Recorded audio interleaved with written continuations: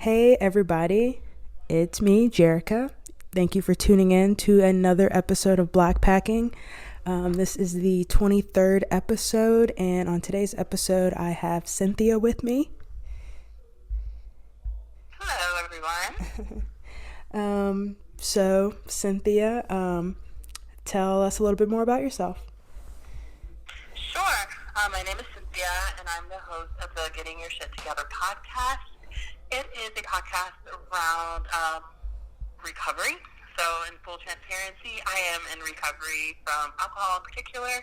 So, my podcast was in initial, I guess, journey or like journey into that realm. So, I wanted to talk about my recovery. I want to talk about things that happened prior to my recovery. I wanted to talk about things that happened while went through my first year of recovery, because that was me pretty much all of last year, because I got sober January 1st, 2019.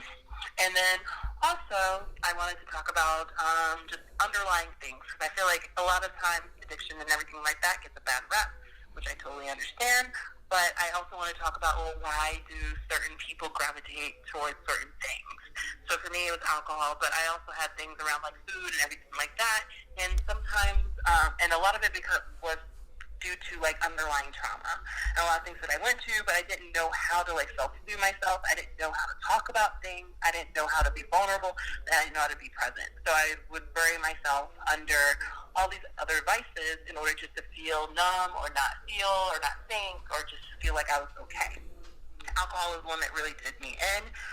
And so I decided in August 1st of last year to just kind of get all this stuff out of my head, start talking about it openly, honestly, candidly, and just see if it would resonate with someone. Even if it resonated with one person, I was totally fine with that. And I just kind of wanted to say, like, hey, let's crush the stigma. Hey, let's talk about these things and why, not just the addiction itself, but all these underlying things, because I feel that we probably have more in common when it comes to, like, the underlying stuff. It may have manifested for you in a different way. You may have been able to address it in a better way or what have you, but we kind of all have this stuff. And it's like we don't really want to talk about this stuff. We only want to, like, act like it's not there. So I just kind of wanted to throw my story out there for everybody to see. I'm not perfect. I don't always have it all the way together, hence the name of the podcast and why it's titled the way that it is. But I just want to be like, hey, I'm open, I'm honest, and I like to just encourage everybody to do the same. So that's kind of what my podcast is in a nutshell. Yeah, I think that's perfect. I think what you're doing, a podcast, is the perfect platform to use because I'm sure the people that have listened to it, like, it's resonated with someone, and I'm sure it's helped someone out. Just hearing other people's stories and them being relatable is always helpful in overcoming something like that. Or I agree. I feel like when I was getting into it, I didn't really hear a lot of people from like like the viewpoint from a person of color, and I think that was missing for me. And that's the only reason why I said, well, if I'm not seeing it, then I can at least try and see where everybody else is. Maybe if I put it out there, I can find that audience or find those people. And I started doing that and like finding other communities, finding other people that found me, and just like and we're there to help support each other, and male and female, all different ethnicities and everything like that. But I really think that if it wasn't for the fact that I did decide to take the gamble and just be like, this is it, whether it's pretty or not, I don't think I would ever have dialed into a lot of those audiences. yeah, and I'm sure it's been pretty therapeutic for you. If you feel comfortable, what is kind of the backstory, or what was the breaking moment in you wanting to get sober? Oh, yeah. So, sure, I can talk about it. I have had probably a drinking problem for a long, long time. I think a lot of people, when they talk about alcohol, there's like a rock bottom that people talk about or experience. And for some, it's like the DUI, it's the cops, it's wrecking a car, it's losing your job, it's like a lot of things. And then in some aspects, it's sometimes it could be like a really internal, personal thing. I talked about rock bottoms on my podcast, and I said, like, usually a rock bottom, a lot of people think it's like those big things, and sometimes it is. It is a DUI.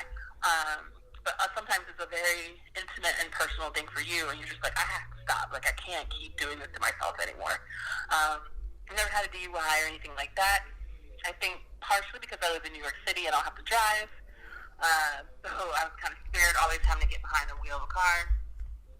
And, but for me, like I said, I live in New York City. I work in an industry which is known for drinking on the job. I work in advertising. I'm a very social person outside of work, which I'm going a little stir crazy because of this whole being inside all the time, because I like to be social. There's happy hours, there's diverse happy hours here in New York, everything like that. So it's plentiful and it's at your fingertips. And it was kind of normalized. I was around a lot of people that drank a lot like me or more than me, so I never thought about it. And I was kind of just always used to waking up with a hangover or doing something to get rid of a hangover. So to me, it was just kind of like that's just how I was living. Like, I was in a really stressful job, and and actually also decided to switch into another agency around this time. I was gaining a whole bunch of weight. I was hanging out and drinking like every night, basically, and getting way too drunk. All the work was stressful because it was new and I was launching something. And then I ended up going to like a friend's Christmas party. This was in December 2018, and I just like showed my ass. Like, it was so like, and I'm very much a person that likes to be like presentable at all times. I don't want you to think that I'm messy, and like it's really important. Like, maybe it's like my ego thing that I have, that I just have to not be that person, like that train wreck person. But I can't say that because, like, I went to this Christmas party and I just got totally blitzed. Like, didn't eat all day because I was stressed and upset, and I drank a bottle of wine. And then I was like, okay, I'm going to go to this party. And I went there, and I proceeded to drink wine, and I was mixing all types of different things, tequila, whatever. It was just a mess. And I got totally obliterated. Ended up making out with this one guy there, and losing my phone, like, twisted my ankle. Don't even know how I got into my apartment. And, like, luckily I still had my keys and I could get myself, but I woke up in bed and I still had all my clothes on, and I just felt like crap. I just felt so horrible, so run down. I couldn't remember anything. I was totally blacked out. Couldn't find my phone. And I was sort of just like, I just started crying. And I'm not like a huge crier. I wasn't a huge crier back then.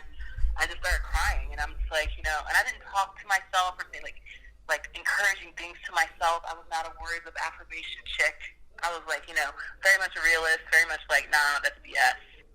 But for whatever reason, I was like hurting. My body hurt. I was hurting emotionally because I just felt like, why do I keep doing this to myself? Because that wasn't the first time. It was just a really bad time. And I just said to myself, like, I'm going to learn to love myself even though I don't know how. And I don't know why I said that to myself. I don't know how. It's totally not my MO at the time. Totally not how I talked about myself. And I just did that. And I just sat there and I just said it over and over to myself until like I felt some type of peace about it. And then I knew then that all my troubles, well, a lot of my issues, a lot of my problems, when it comes to the things that I would do to myself, I would allow to be done to me, and the things that I would brush away, a lot of it had to do with my relationship to alcohol. I couldn't deny it anymore. It was either I change it now, or I'm just going to sign up and say I'm just going to be a train wreck for the rest of my life, and that's just how I'm going to be. And I didn't want that for my life. I didn't want that to be like, that's my story. That's all I have to look forward to. So what I was doing wasn't working, and I'm stubborn. But I finally said, you know what? Let me go and try something different. Let me see what it's like. And then if I don't like it, I can always go back. And so I stopped January 1st, 2019, and I've been sober ever since. Wow. So that was kind of like your New Year's resolution. And you got it done. Like, he was like, oh, it's a New Year's thing. I'm like, it wasn't intentionally trying to be a New Year's thing, But I was like, all right, I guess we can start it there and see how it goes. And I've been trucking along ever since. Yeah, that's great. Congratulations to you being Thank you. strong. Um, and so you've done a lot of traveling, and I'm assuming you've done some traveling before and after sobriety, and I'm sure that changed Yes, some things for you. I would say so. Um, I am an avid traveler. It's one of my favorite things. I come from a military family. Like, traveling is just like, I love it. And when I wasn't sober, I think I would just look forward. Like, I would go to places like Europe or Asia or anywhere. Like, I would go and see. Of course, I wanted to see the sights. I want to sightsee because I'm a huge history buff. Have like art history minor, all this stuff. Like, I'm all about it. Like, I geek out. But then I was also on the flip side, always like focused on like, that's great, I'm gonna do all that in the morning, and then by 5 o'clock, I'm gonna go and start like my other type of excitement, which involved like, I don't consider myself a foodie. Like, I enjoy food, but I'm not a foodie. Like, I'm not, like, I kind of eat just to survive. Like, I like to eat, for that. But I love drinking. Like, I love wine. I love the different types of drinks. I love drinking, like, the local drinks and stuff like that. Like, I love it. And finding what the local hot spot was, the hole in the wall, whatever. Like, I would go on a hunt for it. And it was fun. And, like, I would go by myself. I would go with people if I was traveling with them. But I loved going by myself because then I would meet interesting people from all over the world, and I just had a good old, grand old time. And, like, I drank all through Europe. Like, I would just find, like, the different wines across all the different regions and just drink by myself with a book and journal and take pictures and, like, leave and drink somewhere else. And it was a whole thing. Like, it was just like, in my mind, it was a magical time. But, I was still working through hangovers and stuff like that. Now, on the flip side, I've traveled since. I've been sober, and it's been a whole different experience. It was just something, and at first I wasn't sure how I felt about it. Like, I would go and be like, all right, it had to become, my activity had to be around something other than drinking. So it's like I could still enjoy the museums. I could still go and see the local sites. But, like, when it came to, like, the food and drinking part, or just the drinking part, because I didn't really care so much about the food, like, that became different for me. And it's sort of like, well, what do I do? Now I felt like, then when I first started, I felt like, well, I have all this free time, and I'm aware of everything. Like, this isn't, like, is this how vacationing really is? Is this how you're supposed to feel? Like, aren't you supposed to feel a little bit out of control? You're not at work. You don't have responsibilities. So I kind of felt like out of sorts with that at first. But I also realized that was just a shift in my thinking because I was so used to drinking, and then whatever happened due to, like, me drinking, I could just be like, it's just alcohol, so that's not really me. Instead of saying, like, no, that's stuff that I really wanted to do. So, but I just blamed it on alcohol because that's what everybody tends to do when they get out of control, at least when it comes to alcohol in my case. When traveling sober, I think I started to learn to really slow down and become present in what was really happening and how I was really feeling. I could really enjoy a lot of the things that I took for granted because I was running around to the next place to try this drink, or I wanted to, instead of going out, I wanted to take this bottle of wine back to my Airbnb or hotel and drink it by myself, stuff like that. So I got to experience like so many, I know it sounds so nerdy and geeky, but I got to experience things like the sunrise and the sunset, like so many things like that as you would think. And you're like in these places with immaculate views and like crazy architecture. And just like I would take it all for granted when I would travel because I'm not focused on that. I'm focused on like I want to go to the Louvre, and then after the Louvre, I'm gonna walk over here, and I'm gonna go to this restaurant, and they have like like $2 euro carafe or something like that. That's really great, and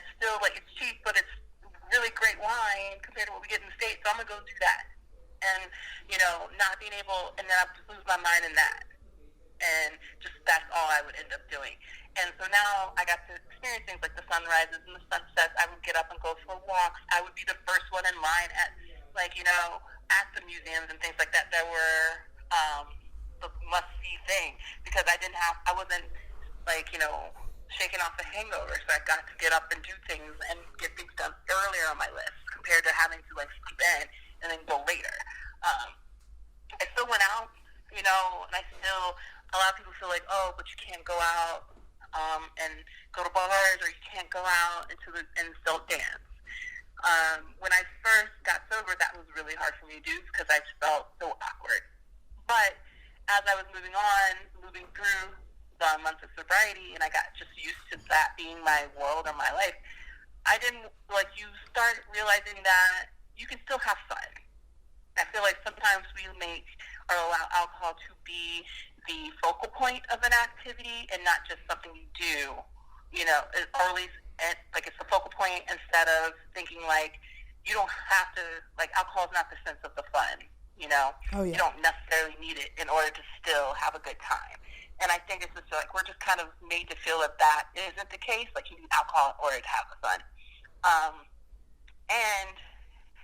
When I started doing that, going to like I don't know if they're discos or whatever they're called overseas, but going to those types of things, I would go by myself or go with friends, and realizing like I could still dance, I could still lose myself in the music, I could still have a good time, and it was almost better in a way because, you know, I didn't wake up feeling like crap the next day. Like, I remembered everything, and I know that can be like so jarring sometimes for you, and for other people sometimes too. But it's like, you know, you can still lose yourself. You can still experience things. You can still enjoy your trip and your time away without alcohol being like a huge part or piece of it. And I'm not saying like, you know, if you can moderate and that's your thing, have at it. But I think thinking that you can't have a good time traveling or solo traveling or traveling with a group without alcohol being present, like I don't necessarily believe that is the case.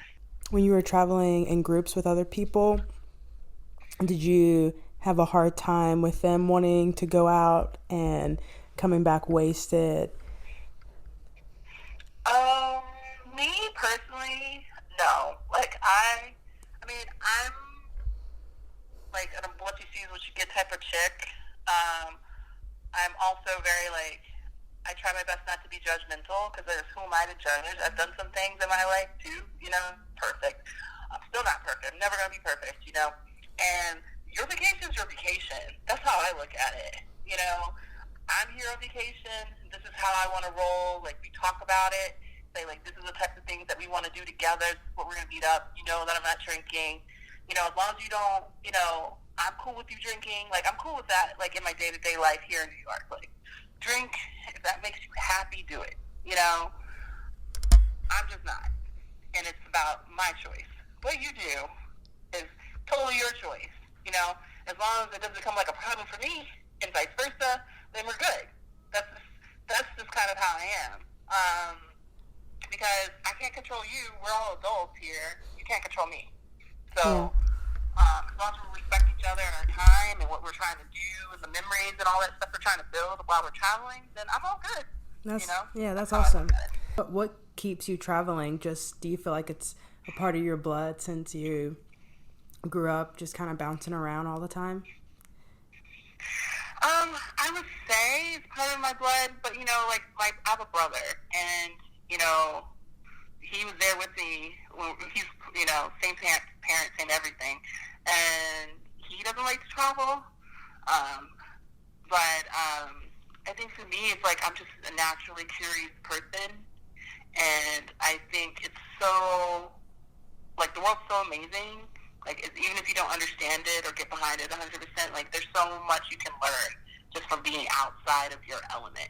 Even if it makes you anxious, and even if you, like, you know, because, you know, I've almost lost, like, missed planes coming back to the United States, and, like, you know, with the last plane out, and, like, you know, mistakes happen, crazy stuff happens when you travel. But it's sort of like, but still just having that experience, even though it was stressful at the time and I don't want to repeat it. Meeting all types of different people from all over the world, people that didn't speak my language, and we tried to find a way to still communicate, seeing things that I've read about in books all my life, and just being able to see it in person for the first time. But yeah, being able to like see so many things like up close and in person, and just being around a different way of life. Because I feel like for me, living in New York, when I go to other places and realize just how chill a lot of other places are compared to here, it throws me for a loop. You know, Yeah. I consider myself a very chill, laid back person, and then I go to other places and I'm reminded like, whoa, New York has really rubbed off on me. I'm not as chill. I do not appreciate life the way that I should, and like traveling helps me. Like I should appreciate more. You know, especially when you go into other communities that may not have as much as the United States may currently does. So it makes me like really reframe how I'm seeing myself and those closest to me in like my life. Yeah. So I think that's another reason why travel's like just huge for me. Oh, yeah. And I'm sure kind of traveling anywhere from New York can be a little bit of a vacation and like chill downtime that you might need. Yeah, I feel like I haven't gone to any other place that is as high strung as New York. Like, there's no other place that is like this. Yeah. Ever. Like, even like West Coast, even the big cities, everyone's more chill. I went to like Thailand and like Europe, like all places I went, like the big international cities, and their overall vibe is still more chill than New York City. Yeah. I know New York's very chill right now though. Well, somewhat. Oh yeah, it's very quiet. It's kind of weird. Yeah. Since you don't drink alcohol, do you have just like a non-alcoholic beverage of choice that you like to try when you go to different places? Like me, I'm a big coffee drinker, so I like to go to different cafes while I'm traveling. I do I'm a tea drinker. I became a huge tea drinker, so I like to try to go to different cafes and things like that. And if they have like a blend or something that's more familiar to the area or something that I don't see here, then I definitely try that. Like I love tea. Okay, cool. Yeah, I also enjoy tea. It's a good alternative. Well, yeah. Thanks, Cynthia, for wanting to come on the show and tell us a little bit about. Thanks for having me. Yeah. But yeah, thanks for telling us about you and your podcast and kind of everything that you've been through with your sobriety. It's very strong and admirable of you. So much respect to you for doing that, and anyone else that kind of like struggles with that. It seems like Cynthia would be a good resource to reach out to. I would definitely check out her podcast. It's called Getting Your Shit Together. Just a reminder, that's what it's called. And where can people find your podcast? Yeah, so you can find my podcast on most streaming platforms. I'm on, it's hosted through Buzzsprout, so I have a page up there. But I'm also on Spotify, Apple Podcasts, Google Podcasts, Pandora, where else? Stitcher, pretty much almost anywhere. iHeartRadio, I'm on there as well. There's 2 Getting Your Shit Together podcasts. I'm the one with the black avatar, if you're curious, if you decide to go through iHeartRadio. But yeah, I'm at pretty much any platform that you can think of, the popular ones. I'm also on SoundCloud, so you can find me on there as well. And you're on Instagram too, right? Yes, I'm on Instagram at getting your ish together, because you can't swear with Instagram. I'm on Twitter at getting your sh together. You can email me at gettingyourishtogether@gmail.com. And I'm getting a website together, so once that happens, I'll make sure to put it on like my Instagram and Twitter feed, so it will be easier to find me as well. And I'm trying to think if there's anywhere else. I think those are the main ones. Yeah. But yeah, well, thank you again, Cynthia, for coming on And thank you all for listening. Until the next episode, I'm out. Goodbye.